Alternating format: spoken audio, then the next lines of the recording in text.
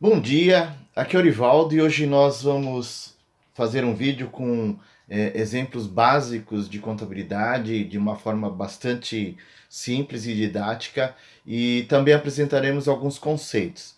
Então, bem-vindos ao fantástico mundo da contabilidade. Muitos podem até não achar isso, mas a gente que está nessa profissão há muitos anos gosta muito disto e acho que vale a pena esse aprendizado, ok?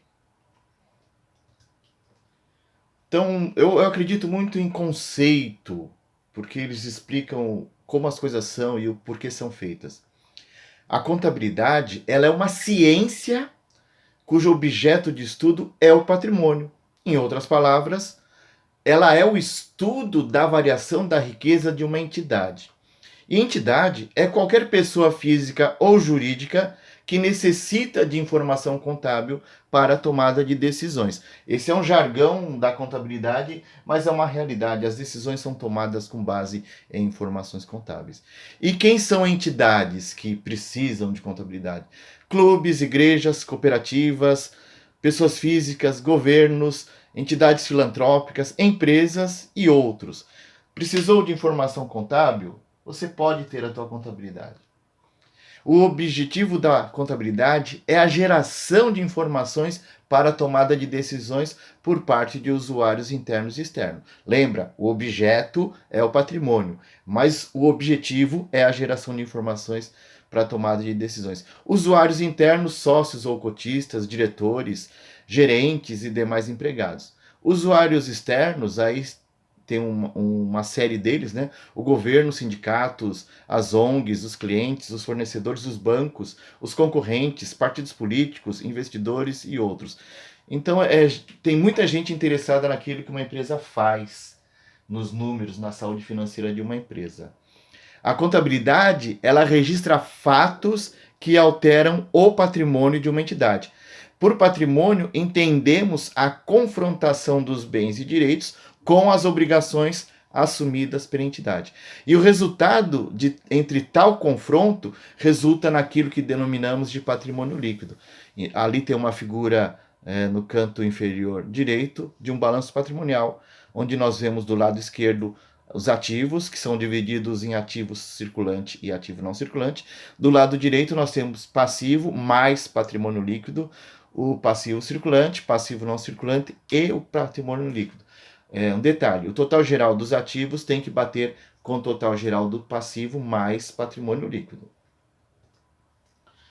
E os lançamentos contábeis, hoje nós sabemos que tudo é feito via sistemas, mas eles precisam conter algumas informações básicas que são as seguintes: praça, ou seja, o local que a transação foi feita, a data do lançamento, a conta a débito, a conta a crédito, o histórico e o valor do lançamento contábil.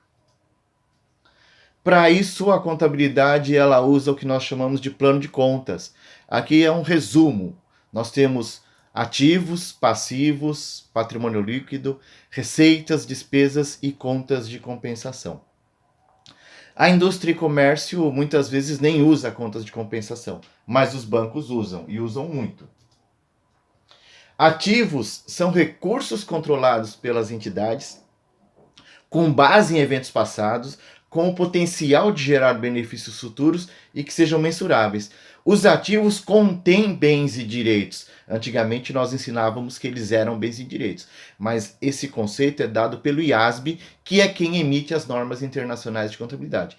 Exemplo de ativos: dinheiros, depósitos bancários, documentos ou direitos a receber, móveis, imóveis, equipamentos e qualquer bem ou direito que se enquadrem no conceito que aqui é apresentado. Qual é o conceito? O ativo é um recurso controlado pela entidade com base em evento passado, potencial de gerar benefício futuro e que seja mensurável. Se qualquer um daqueles critérios não estiverem presentes, o ativo não pode ser contabilizado. E se ele já está contabilizado e um dos 4 critérios deixar de existir, ele tem que ser baixado da contabilidade. Passivos são obrigações presentes assumidas pelas entidades com base em eventos passados, dos quais se espera a saída de recursos para liquidá-las e que sejam mensuráveis.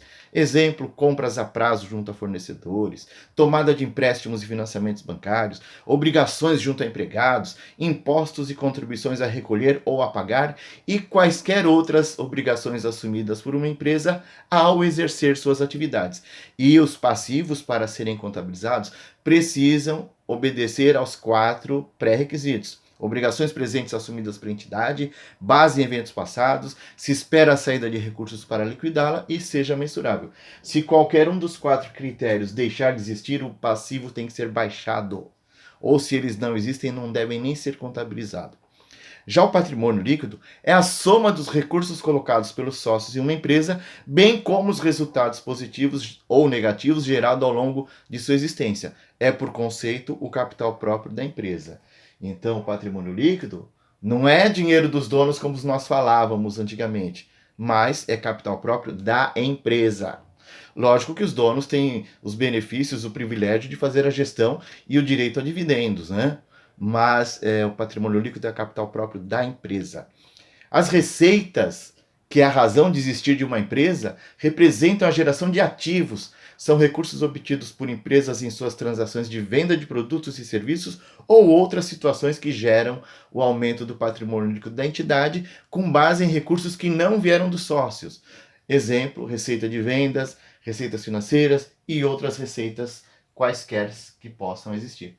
Já as despesas representam o consumo ou o sacrifício de ativos com o propósito de gerar novos ativos. Exemplo, despesas com pessoal, despesas financeiras, custos das mercadorias vendidas e quaisquer outros custos e despesas que possam acontecer ao longo do dia a dia de uma empresa. É um detalhe. Os ativos, quando nós fazemos, o ativo tem origem devedora. Quando nós fazemos um lançamento a débito, o saldo do ativo aumenta. Quando nós fazemos um lançamento a crédito, o saldo do ativo diminui. Os passivos, quando nós fazemos um lançamento a débito, o saldo diminui. E quando nós fazemos um lançamento a crédito, o saldo aumenta. Então, em resumo, ativos contêm bens e direitos. Passivos contêm obrigações e patrimônio líquido contém o capital próprio. As contas podem ser demonstradas por meio de razonetes, que são figuras utilizadas para melhor visualização das movimentações contábeis registradas em cada conta. Por exemplo, os razonetes com saldos das contas utilizadas no exemplo de capital social decidido pelos sócios, né? O razonete tem do seu lado esquerdo o valor a débito, do lado direito o valor a crédito. Então, partindo aí para uma prática, vamos chamar aqui de primeiros passos, bastante básica. Exercício: represente através de balanços sucessivos a situação do patrimônio da empresa Brasil após cada fato ocorrido. O primeiro fato, nós temos aí os sócios iniciando uma empresa com um capital social em dinheiro de 800 mil reais. Como é contabilizado isso? Nós vemos que ao débito da conta caixa, que é o dinheiro que os sócios colocaram na empresa, em contrapartida de capital social, e o histórico, a integralização do capital em dinheiro. E como isso é demonstrado em termos de razonetes e balanço? O razonete da conta caixa, o razonete do capital social, e eu acho interessante colocar os números do lado, indicando qual é o lançamento. E, por fim, a demonstração num balanço simplificado. Balanço patrimonial, do lado esquerdo os ativos, caixa, do lado direito, passivo mais patrimônio líquido com capital social.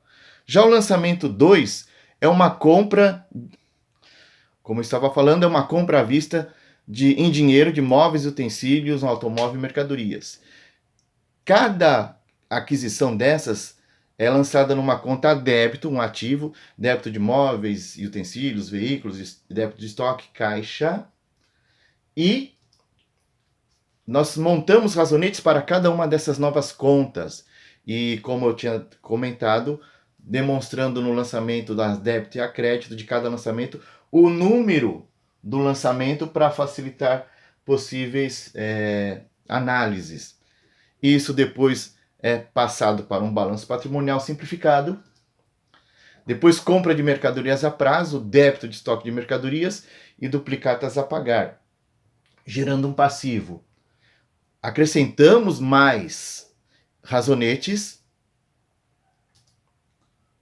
geramos um novo balanço. E o quarto e último exemplo aqui, compra a prazo de uma casa no valor de 1 milhão, mediante notas promissórias. Débito de edificações, crédito de notas promissórias. Nós temos aí os razonetes e, por fim, o balanço. Ok? Espero ter ajudado vocês nessa primeira fase e faremos outros vídeos sobre isso. Abraços!